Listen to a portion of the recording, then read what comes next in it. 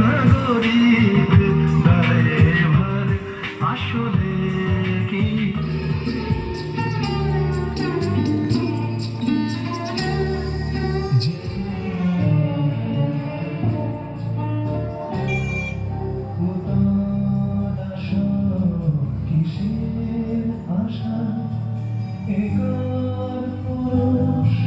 বাতাস মাথায়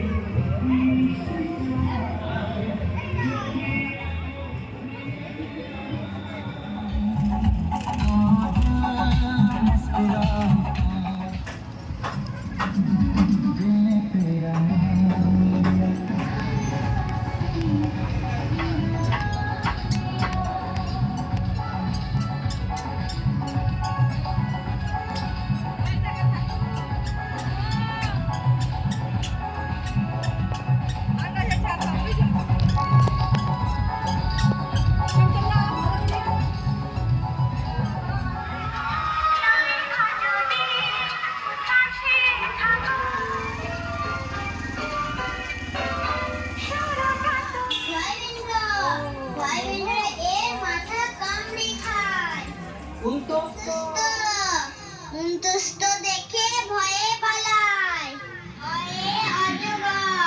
ভয়ে অজগর কি আসছে দেরে আয়ে আয়ে আমি খাবো পেরে আয়ে আমি খাবো পেরে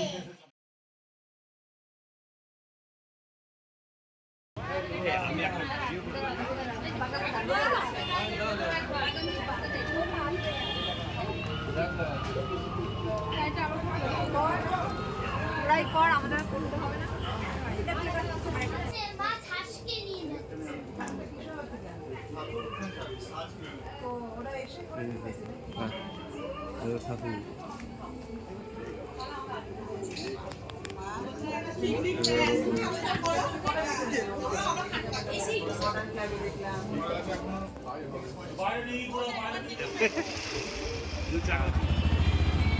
এখন ফাঁকা যে পরে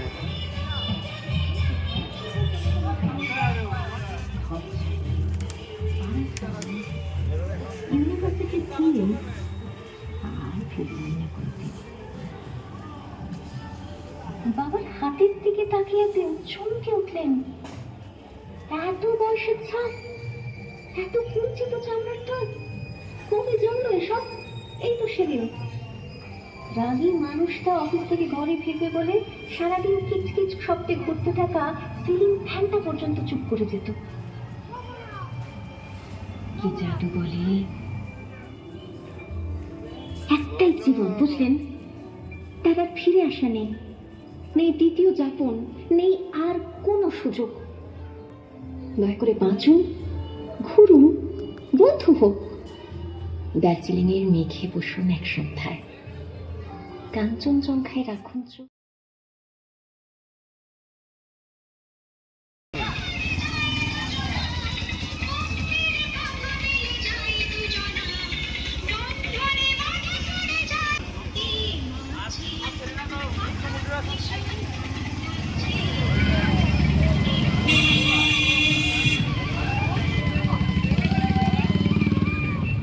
night vision on, infrared lock हो चुका है।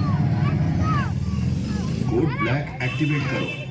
ड्रोन लॉन्च सभी 9 लोकेशंस पर रिलॉन्च। बस एक इशारा और एक आदेश। अब वक्त आ गया है हर इंजन की आवाज एक चेतावनी थी।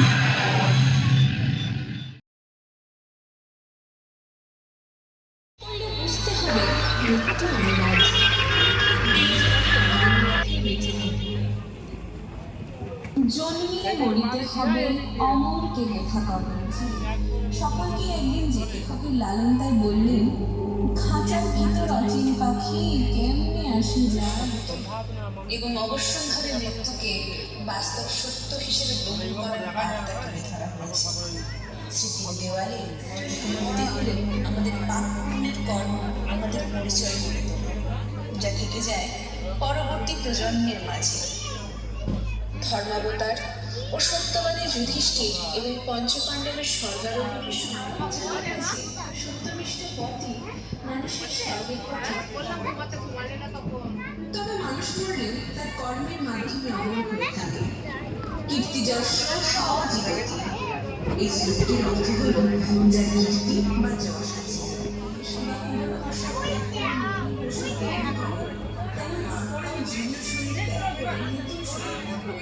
অর্জুনকে যুদ্ধের ভয় কাটিয়ে উঠাতে শ্রীকৃষ্ণ বলেছিলেন, বাসায়